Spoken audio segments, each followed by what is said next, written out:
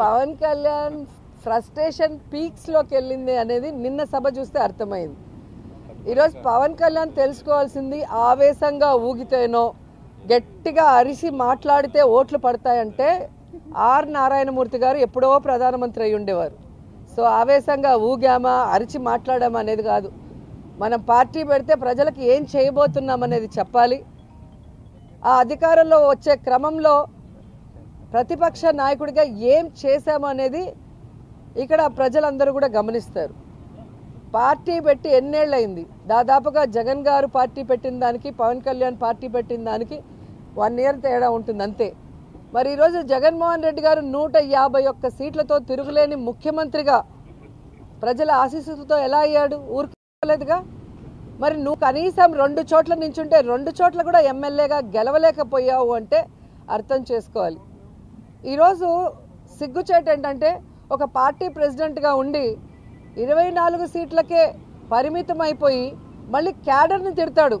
మనకెక్కడుందయ్యా booth కమిటీలు, మనకెక్కడుందయ్యా మండల కమిటీలు? ఎవరండి డిజైన్ చేయాలి? నిన్న జగనన్నని అతపాతాలానికి తొక్కుతానంటున్నావు. నువ్వు చంద్రబాబు నాయుడు దగ్గర ఊడిగం చేస్తూ ఈరోజు అధపాతాలానికి వెళ్ళావు అనేది నిన్న మీటింగ్తో స్పష్టంగా అర్థమైపోయింది.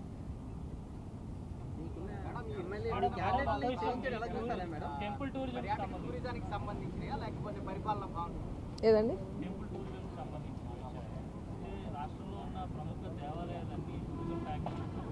అవునండి, ఆల్రెడీ తిరుమలకి అదే కదా చెప్పాను. ఈరోజు ఆంధ్రప్రదేశ్లో టూరిజంలో 3rd place వచ్చాము అంటే తిరుమల తిరుపతి దేవస్థానానికి పర్యాటకులు అధికంగా రావటం, అన్ని ఫెసిలిటీస్ తిరుమలకు ఉండటం వల్ల. సో అదే క్రమాన్ని రాష్ట్రం అంతా కూడా ఉండే ముఖ్యమైన టెంపుల్స్ అన్నిటినీ కూడా ఆ విధంగానే పర్యాటకులు వచ్చే విధంగా ఈరోజు ఈ ప్యాకేజెస్ అనేది డిజైన్ చేయడం జరిగింది.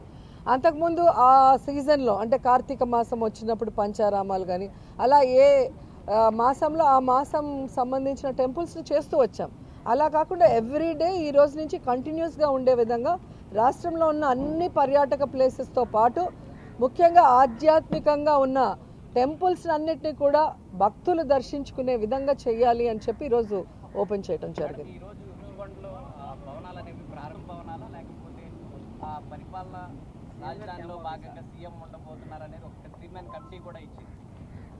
ఈరోజు ఋషికొండలో ఆల్రెడీ హరిత రిసార్ట్స్ అని చాలా పాతవి ఉండేవి, వాటి ప్లేస్లో అత్యంత ఆధునీకరించి ఈరోజు వరల్డ్ క్లాస్ లెవెల్ అని చెప్పచ్చు.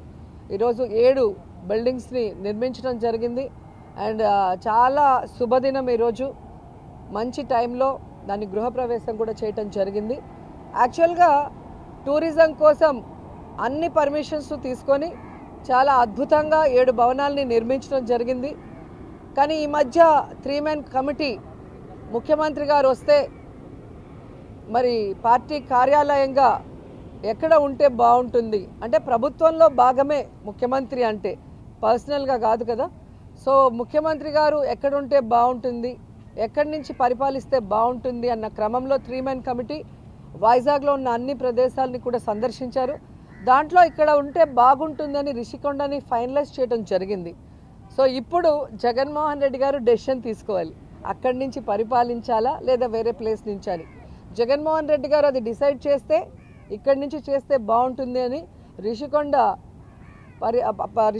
నుంచి మరి క్యాంప్ ఆఫీస్గా పరిపాలన స్టార్ట్ అవుతుంది, లేదంటే టూరిజం స్పాట్గానే అది కంటిన్యూ అవుతుంది, టూరిజం రిసార్ట్గానే కంటిన్యూ అవుతుంది.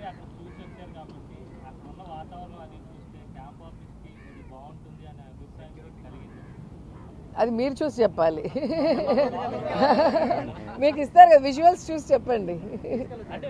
ఎందుకంటే ప్రెస్ వాళ్ళు ప్రతిపక్షాలతో చేరి ఎంత కాంట్రవర్సీ చేశారో మీ అందరికీ తెలుసు. అంత కాంట్రవర్సీ చేయాల్సిన అవసరం కూడా లేదు. సో అందుకే మీకు విజువల్స్ వస్తాయి, మీరు చూడండి, చూసి మీరు డిసైడ్ అవ్వండి.